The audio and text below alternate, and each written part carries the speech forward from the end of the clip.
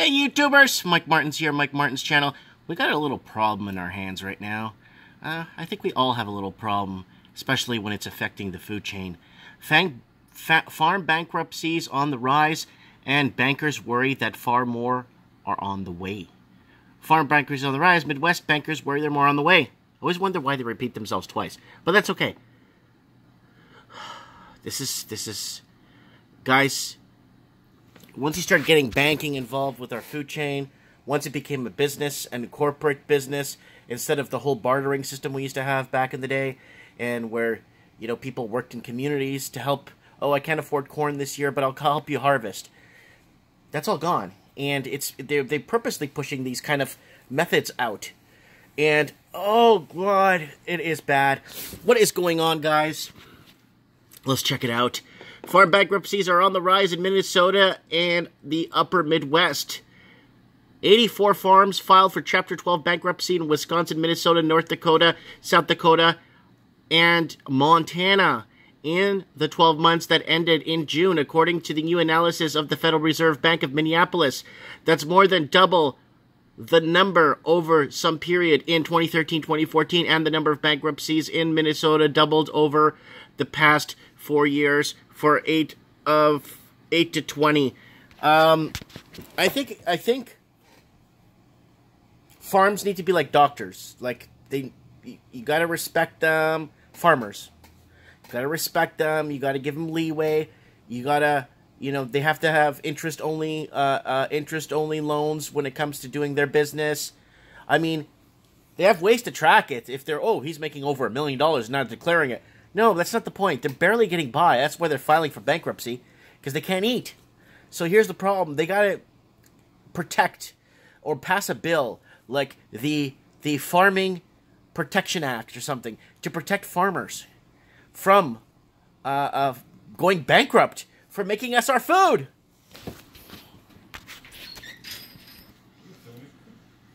Farm bankruptcies, so we did that. And we did that.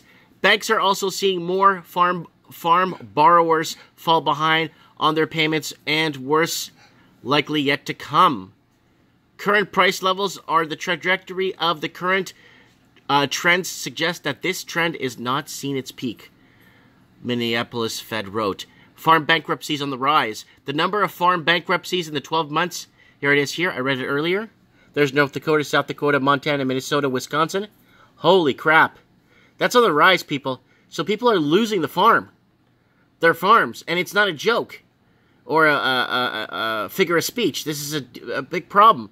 The increase of the Chapter 12 filings reflects low prices for corn, soybean milk, and even beef. The situation for most farmers has worsened since June under the retaliatory tariffs that have closed the Chinese market for soybean and damaged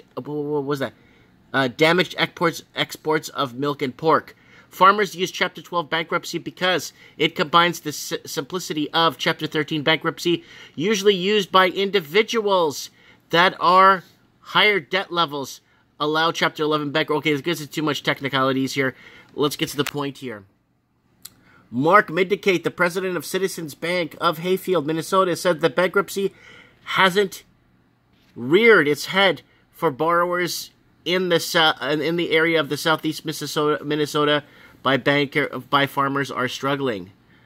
So, but the farmers are struggling. What's happening?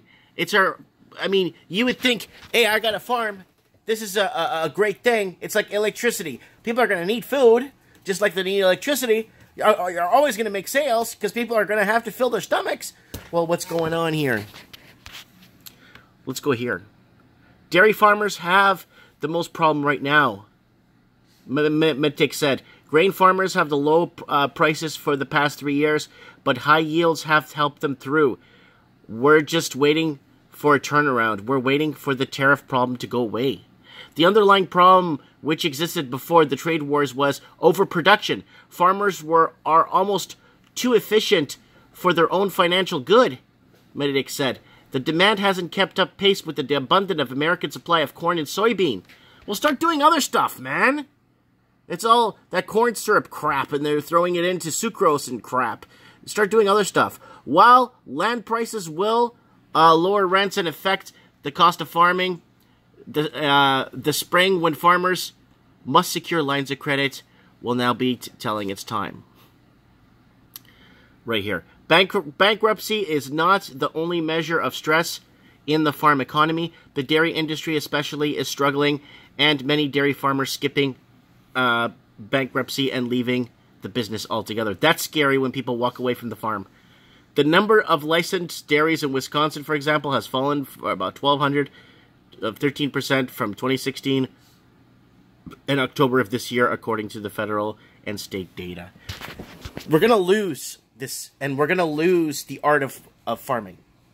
Because there's not a lot of people going to college to become a farmer, even though it is a very good business. It is a really good way to be at one, you know, or I don't know, I don't want to get spiritual about this, but I'm saying straight up, if we lose this, then families don't pick up this skilled trade that is much needed.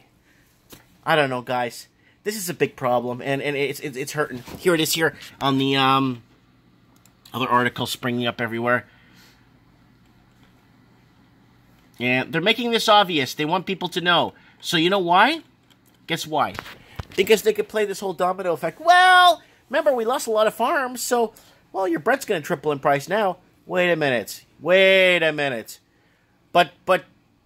yeah, then you get that cause and after effect and blah, blah, blah. Or P.T. Barnum effect. You're damned if you do, damned if you don't, or whatever. Anyways, let me know what you guys think. Comment below. Let me know. Is farming... I think it's vital, and it's all going to hell in a handbasket. Let me know.